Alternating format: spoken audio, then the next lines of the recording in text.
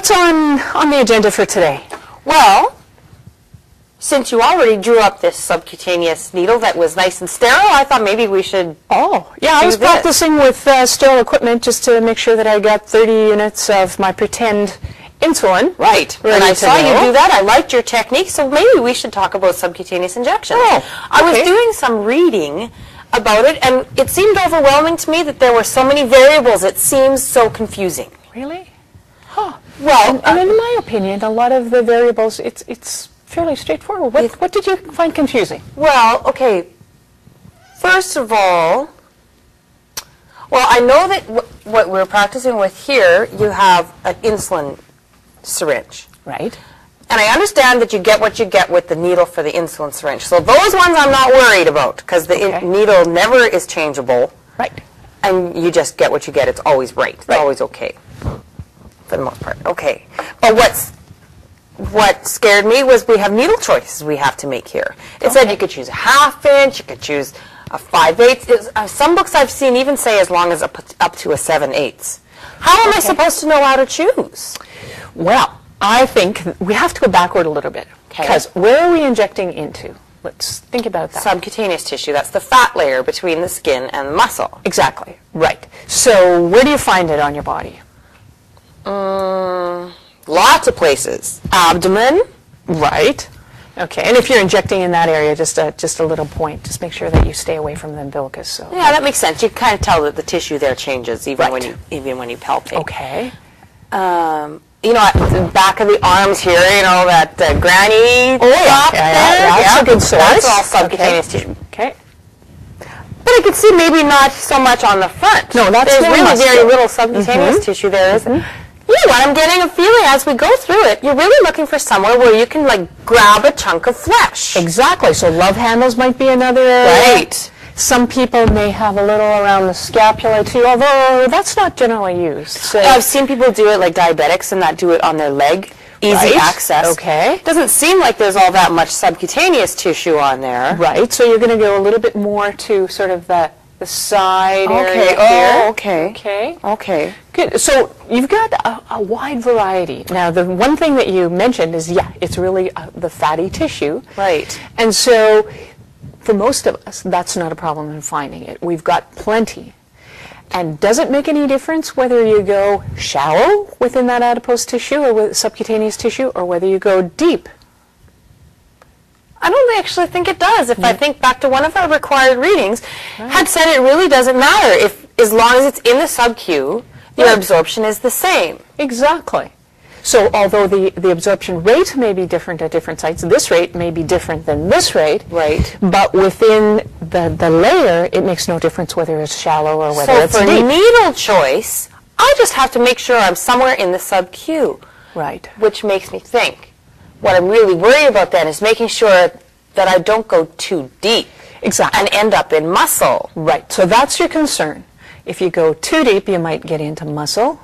If you're too shallow, your angle is too shallow perhaps, you might be concerned about going intradermally. But that's really, really shallow. That's right. That's even a little bit less of a worry.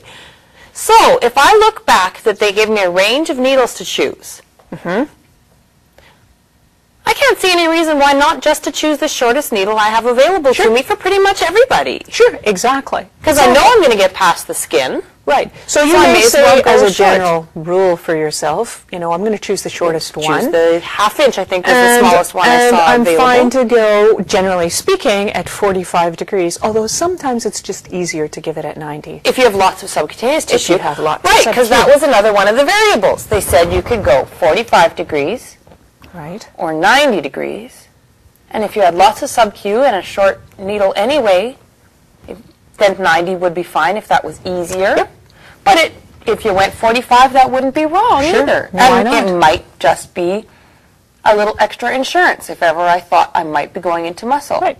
So the short needle at 45 would never be wrong. I think I'm going to practice that technique for myself to get comfortable. You know what? And there's one more thing about technique, or maybe more than one, but what I'm thinking about is getting into the subcutaneous too. You may have heard some time ago they talked about pinching versus sort of spreading the tissue. Right. Why would you do either one of them, do you think?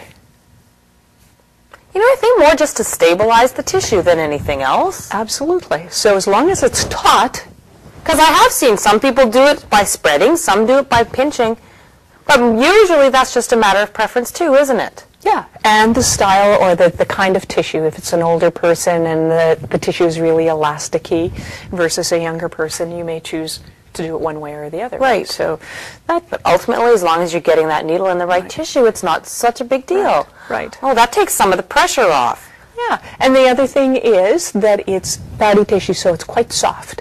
Right. So you're not having to worry about really stabbing from a far distance and with great speed. You actually can go right next to the arm and just, or the abdomen, or wherever you're going, and just. You know, just show me with this Why one don't that you I- drew up. You know I've what? got I've that all got a set good to go. available arm, and I think that would actually Sure. really Why don't bring you it do all that? home. I will just go wash my hands. All right.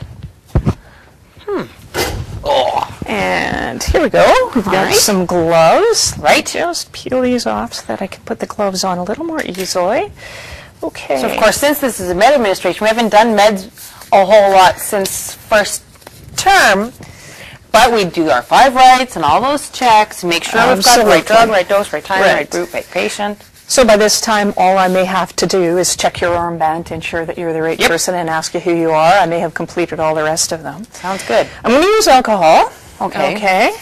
And I will choose. Now I'm just going to do a little check here. Okay. And you might want to turn just a little bit more. That's it. And see where I can find a little bit of tissue. And I'm going to use that freckle. It's not, I'm looking for broken skin and so on. And Okay. there's none. No moles in that area, but a freckle. And I'm going to really sort of do a coil cleaning. Right. And I want to make sure that I'm pressing deeply as I do that. Now, if you didn't have a freckle to mark the area, I could have just left that alcohol swab like that, just to mark to where point it to is. the spot. That's Okay. smart. If you didn't have that, there's other methods, but that's one of the easiest I like ones. that. I like that very Okay. much.